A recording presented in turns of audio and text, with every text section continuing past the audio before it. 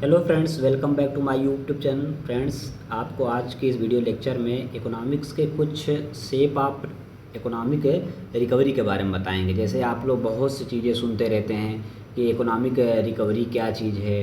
जैसे V shape क्या है, यू शेप क्या है, एल शेप क्या है, जेड शेप क्या है, डब्ल्यू शेप क्या है। इन तमाम प्रकार के समय कोरोना के समय में कई प्रकार की स्थितियाँ, इस प्रकार की चर्चाएँ बनती रहती हैं कि ये रिकवरीज कैसे होती हैं। क्योंकि जब स्थितियाँ ख़राब हो जाती हैं, आर्थिक संकट आ जाते हैं, तो आर्थिक संकट के समय सारे ग्रोथ के सारे काम काज सब रुक गए होते हैं।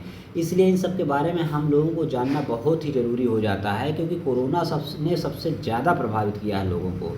और प्रभावित होने से उनके इकोनॉमिक स्थिति, उनके रहन सहन, उनके खान पान सब कुछ बदल चुके होते हैं। इसलिए आपको इनको जानना बहुत ही ज़रूरी हो जाता है, क्योंकि रिकवरी अगर नहीं होगी तो सब कुछ ख़राब हो जाएगा। और भारत जैसे देश के लिए तो ये और भी ज़्यादा ज़रूरी हो जाता है कि कैसे रिकवरी हो सारी चीज़ें।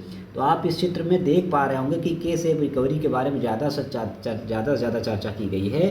तो हम आपको यही समझाने की कोशिश करेंगे तो कि ये सारी चीज़ें आप देखते चलें, समझते चलें कि रिकवरी का और भी क्या इसमें तरीका है। हम आपको पूरा कॉपी के माध्यम से भी नोट बनाया है हमने, उसको भी उसमें भी आपको दिखाने की कोशिश करेंगे।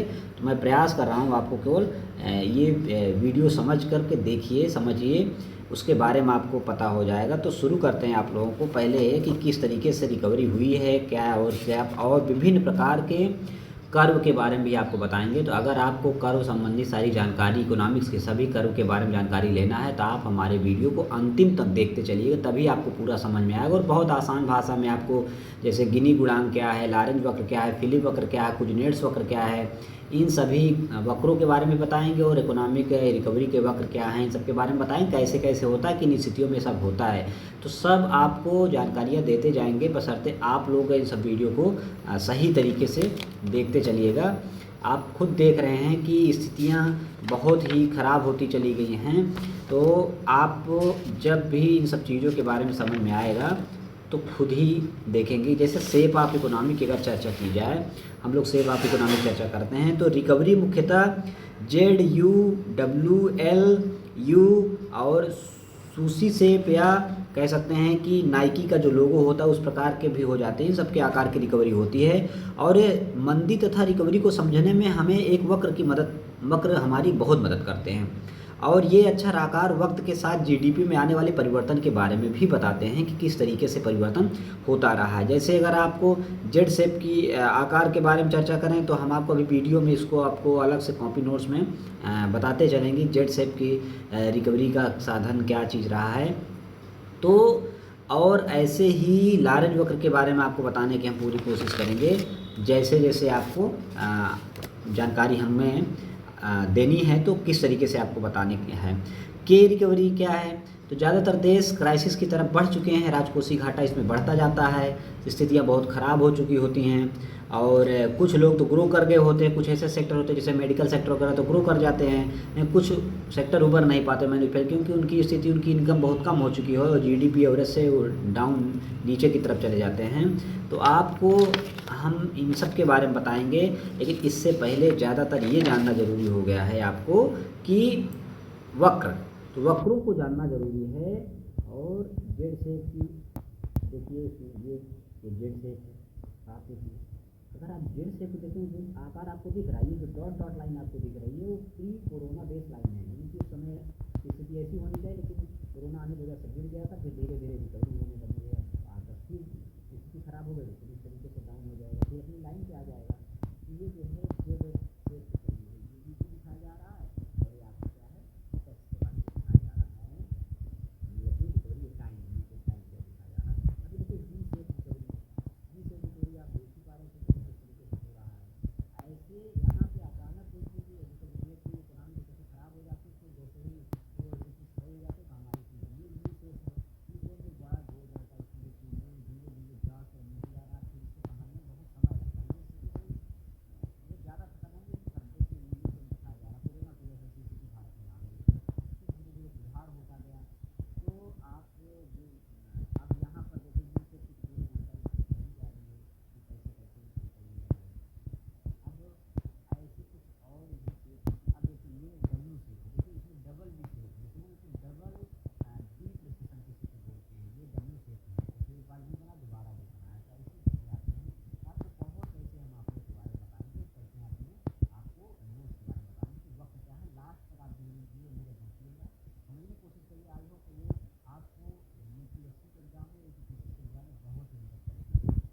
अब शुरू करते हैं। आपको वेकर प्रजनन वक्र ये इम्पोर्टेंट रहा है और आया भी रहा है, पिछले यूपीएससी के एग्ज़ाम में आया हुआ है।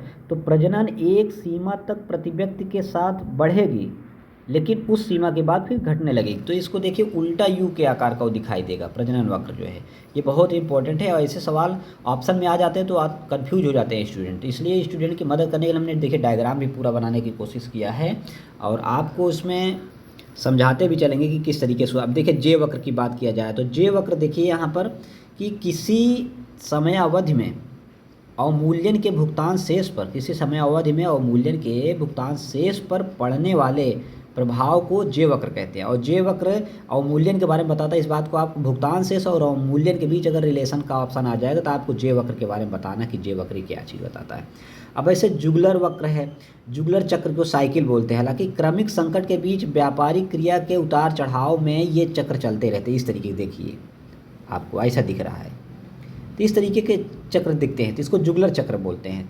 और इसमें क्रमिक संकट मतलब कि जब कोई प्रॉब्लम आ जाती है, इकोनॉमिक क्राइसिस की स्थिति आ जाती है, तो व्यापार में कुछ सेक्टर आगे बढ़ते हैं, कुछ सेक्टर पीछे हो जाते हैं, इस तरीके की स्थिति आ जाती है। तो आपको हमने पूरा दिखाने की कोशिश किया है। अब आपको ले चलते हैं दूसरी स्थितियों पे। अब देखिए लेफर वक्र की बात है, इम्पोर्टेंट इसलिए भी है कि लेफर वक्र पीसीएस में आए हुए एग्ज़ाम में ये सब देखे गए हैं। बहुत इनकी स्थितियाँ, बच्चे बहुत सी गलतियां कर जाते हैं क्योंकि उनको समझ नहीं आता कि लेफर वक्र क्या, डायग्राम कैसे बताता है, किसके बारे में बताता है। सबसे ज़्यादा जानकारी है कि इसके बारे में पता चलता है। लेफर वक्र बताता है कि कर की अधिकतम दर कितनी हो जिस पर राजस्व अधिकतम हो, यानी टैक्स की जो कितना टैक्स कर दिया जिससे कि रेवेन्यू ज़्यादा से ज़्यादा मिले। अब आप मैप से देखिए, ये डायग्राम से आप देख सकते हैं यहाँ पे कि एक लिमिट पर आप अगर टैक्स बढ़ाते जाएंगे तो आपको रेवेन्यू बढ़ती जाती है। और ये पॉइंट जो है, ये वाला पॉइंट है, यहाँ तक तो मैक्सिमम रहेगा। तो ये टैक्स रेवेन्यू की स्थिति है और ये टैक्स रेट है। टैक्स रेट जैसे जैसे देखिए, टैक्स रेट अगर बढ़ाते जाएंगे, मान लीजिए 1% 2% करते जाएंगे तो रेवेन्यू क्या है, बढ़ता जाएगा। ये टैक्स रेट है, टैक्स रेट बढ़ा रहे हैं तो रेवेन्यू क्या हो, बढ़ रहा है। लेकिन टैक्स रेट एक मैक्सिमम तक जाने पर रेवेन्यू मैक्सिमम पॉइंट तक पहुंच जाता है। उसके बाद अगर आप बढ़ाएंगे तो लोगों के पास पैसा ही नहीं होगा तो टैक्स देंगे ही नहीं। तो टैक्स रेट बढ़ाते और जाएंगे तो रेवेन्यू अपने आप क्या होने लगेगा, घटने लगेगा। डिक्लाइन रेवेन्यू के बारे में बताता है। मान लीजिए 10% आपने बढ़ाया, 100 लोगों ने रेवेन्यू दिया रिसोर्स से, फिर 20% बढ़ाया और लोगों ने दिया, लेकिन अगर 40% कर देंगे तो उनके पास तो पैसा तो है नहीं, कहाँ से आप दे पाएंगे। तो ये स्थिति आ जाती थी। ये लेफर वक्र है, इसको लेफर ने बताया था। कब बताया था, 1979 में। आगे चलते फिलिप वक्र के बारे में आप लोग ज़्यादा सुनते होंगे। फिलिप वक्र क्या है, बहुत इंपॉर्टेंट है, ये आए हुए सब क्वेश्चन है। तो इसमें बेरोजगारी के स्तर तथा मांग जन यानी कि डिमांड एवं मुद्रास्फीति यानी कि इन्फ्लेशन के बारे में संबंध है तथा दोनों में विपरीत संबंध होता है। इसमें अनएम्प्लॉयमेंट और इन्फ्लेशन के बारे में चलता है। इसका मतलब है कि अगर अनएम्प्लॉयमेंट बढ़ रहा है तो इसका मतलब क्या है, मुद्रास्फीति घट रही है। फिलिप वक्र बताता है। हालांकि 1970 के दशक में जब ऑयल शॉक की इस धारणा के ऑयल शॉक की स्थिति हो गई थी, जब ऑयल शॉक के बाद ये धारणा बदल सी गई। अब आप देखिए इसमें क्या है, मान लीजिए कि मुद्रास्फीति बढ़ रही है, तो जैसे जैसे अगर मुद्रास्फीति ज़्यादा होगी तो देखिए ये बेरोजगारी कम होती जाएगी, क्योंकि ग्रोथ होगा तो बेरोजगारी कम हो, ज़्यादा से ज़्यादा लोगों को रोजगार मिलेगा। और मुद्रास्फीति अगर कम हो रही है, देखिए इस पे आएगा तो बेरोजगारी इधर और बढ़ती जाएगी। तो इस तरीके से मुद्रास्फीति कम, बेरोजगारी बढ़ेगी, मुद्रास्फीति ज़्यादा, बेरोजगारी घटेगी। ये फिलिप वक्र के बारे में। तो आप यह समझने की कोशिश करिए कि बहुत ही इंपॉर्टेंट है। इस चीज़ को हमने हैंड नोट के माध्यम से आपको बताने इसलिए कोशिश की ताकि आप लिख भी सके और समझ भी सके कि हम मेहनत करके आपको देने की कोशिश करते हैं। अब लॉरेंज वक्र की बात करते हैं। तो लॉरेंज वक्र क्या बताता है, ये भी तो पीसीएस में आया हुआ क्वेश्चन है। यह ग्राफ पेपर पर खींचा जाता है, सबसे बड़ी इसकी विशेषता है ग्राफ पेपर पर खींचा जाएगा और सांख्यिकी जनसंख्या के संचयी अनुपात को बताता है। ये जनसंख्या के किसके संचयी अनुपात को बताता है तथा उत्पन्न असमानता इनइक्वलिटी को गिनी गुणांक द्वारा देखा जाता है। असमानता बढ़ी है तो इसका मतलब वक्र बढ़ता जाएगा। देखिए यहाँ पर आय असमानता की बात हो रही, ये नॉर्मल इक्वलिटी लाइन है, ये नॉर्मल लाइन है। अगर यहाँ पे धीरे धीरे आप देखेंगे 20% एक हाउस हेड, ठीक है, 20% अगर उस पर है तो इनकम डिस्ट्रीब्यूशन को बता रहा है। जैसे जैसे आप अगर बढ़ाते कोई चीज़ जाएंगे तो ये देखिए यहाँ पर बढ़ता जाएगा।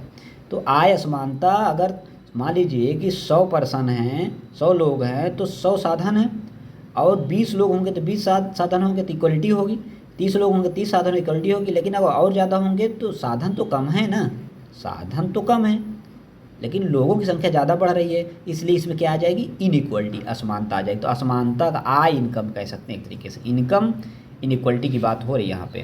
तो आपको हम लोग ये भी बताने की कोशिश की। अब आप देखिए आगे, गिनी गुणांक का मतलब भी आप समझ जाइए, आय के वितरण में व्याप्त असमानता को सांख्यिकी निरूपण को ही गिनी गुणांक कहते हैं। ये ध्यान दीजिए, गिनी गुणांक की बहुत बड़ी वैल्यू है। इनकम, ये कभी सवाल आ चुके हैं कि इनकम में इनइक्वलिटी, डिस्ट्रीब्यूशन में इनइक्वलिटी, अगर जीरो का मतलब है तो समाज में आय समान है, जीरो, और ये जीरो और एक के ही बीच होता है।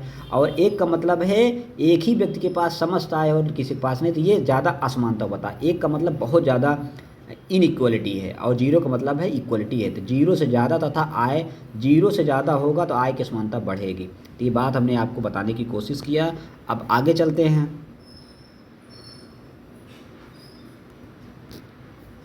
तो इस तरीके से हम आपको देखने के मैंने सारे तर्क आपको बताए हैं